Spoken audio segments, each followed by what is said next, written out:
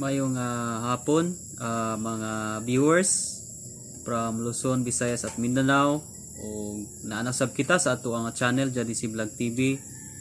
This channel, wala kita nag-introduce og religion, but only the Lord Jesus Christ, ang pulong sa Dios, may ato ang gi-exalt, gi-emphasize ang kagamhanan sa ato ang buhi nga Dios.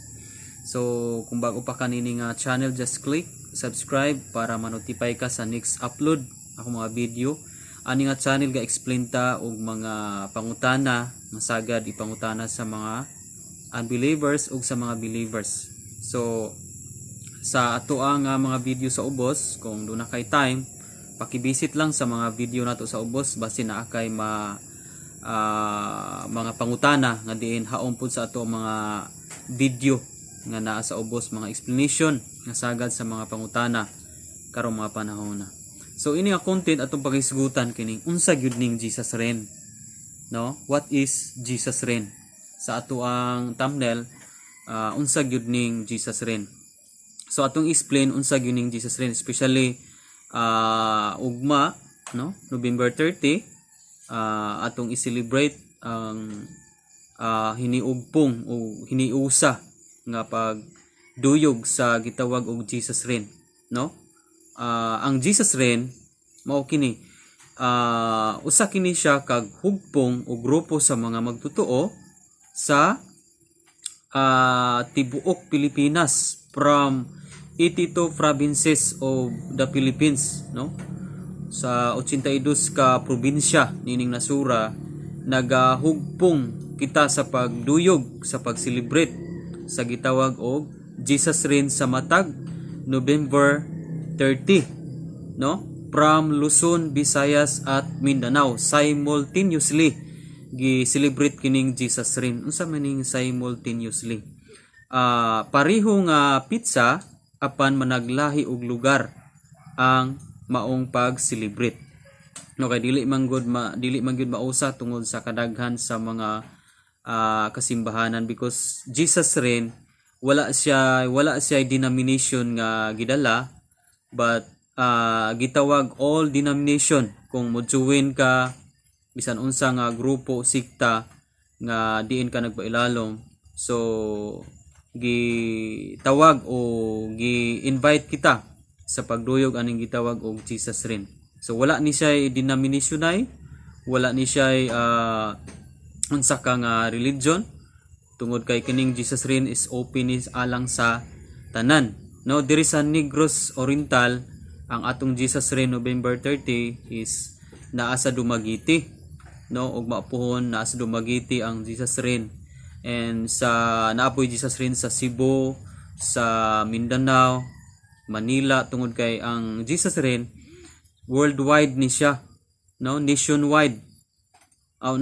Nationwide ang ato ang Jesus reign. Apan doon na po yung mga OFW nato from Philippines, no? Gikan sa Pilipinas, mga kadugo nato nga naa sa gawas, still sa Zoom o sa social media, Facebook o YouTube, kuan pud sila sa ilahang simpatiya, duyog pud sila, no? Bisan tuwa sila sa gawas naso, nagaduyog pud sila, especially sa mga Christian nga naa sa nanarbaho sa ubang kanasuran. Okay, so mao kini ang Jesus reign. So unsa may tumong sa Jesus reign? Unsa ang iyahang purpose? No, ang tumong sa Jesus reign mao kini. Atong giduyugan o atong hiusahan ang pag-celebrate o atong pagpakita sa ato ang pagtuboy sa ato ang Ginoong Hesukristo. So ang pinakatumong niini nga celebration, walay laing pangalan ang matuboy kundili ang pangalan ni Jesus Christ. That's why gitaytulan ka na og Jesus reign, no?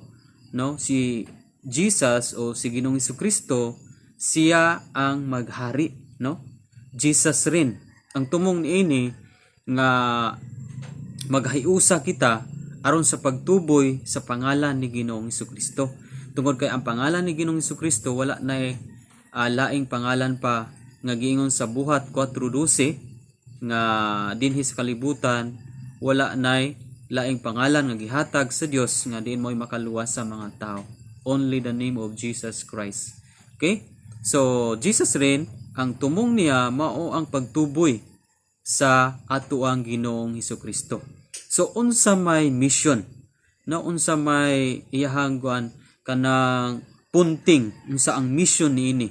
Lahi man ang purpose, ang vision, lahi man ang vision kaysa mission. So ang mission ini is para ma-reach out nato ang mga unbelievers, no, ang atong pagpakita sa pagduyog sa Jesus rin, atong mapakita ngadto sa mga unbelievers o sa wala pay pagpangalagad sa Ginoo, wala pay Kristo sa ilang kinabuhi, nga adunay hope in Jesus, no, atong ipakita nila nga there is hope in Jesus Christ, no. Ang dili kaya natong bag-uhon sa atong kinabuhi kung naa si Kristo moabot sa atong kinabuhi, imposible kung walay kabag-uhan mahitabo sa kinabuhi sa tao. So there is hope in Jesus Christ. Natong mapakita sa mga tao nga hopeless ang ilang situation, sa mga tao nga adunay dagkong mga problema, daghang mga struggle sa kinabuhi, daghang mga sitwasyon, dili mayo nga sitwasyon nga naibos silang kinabuhi, atong mission o tumong o atong tinguha nga makita nila sa atong kinabuhi nga adunay Kristo nga gahari sa atuang matag usa ka kinabuhi. So as followers of Jesus Christ, ato kining hiniusahan, ato kining pagduyugan ang Jesus rin. Kung dili ta makaadto sa area diin asa giheld ang maong Jesus rin, so pwede ta mulantaw lang sa social media through Facebook and YouTube o sa mga live streaming nga diin kung naatay wifi connection, makakita kita sa maong celebration. Okay, so mao lang ni ang ato ang tubag unsa gyud ang Jesus rin, no? 80 provinces o 82 ka probinsya ang gaduyog niini. Simultaneously matag dapit pareho nga pitsa November 30, 2022. Okay, so sa next video atong isigutan kung unsa gyud ang history o brief history sa Jesus rin, kanusa siya nagsugod o kinsa gyud ang nagsugod. Okay? So God bless. Kita-kita ta sa next video. Glory to God.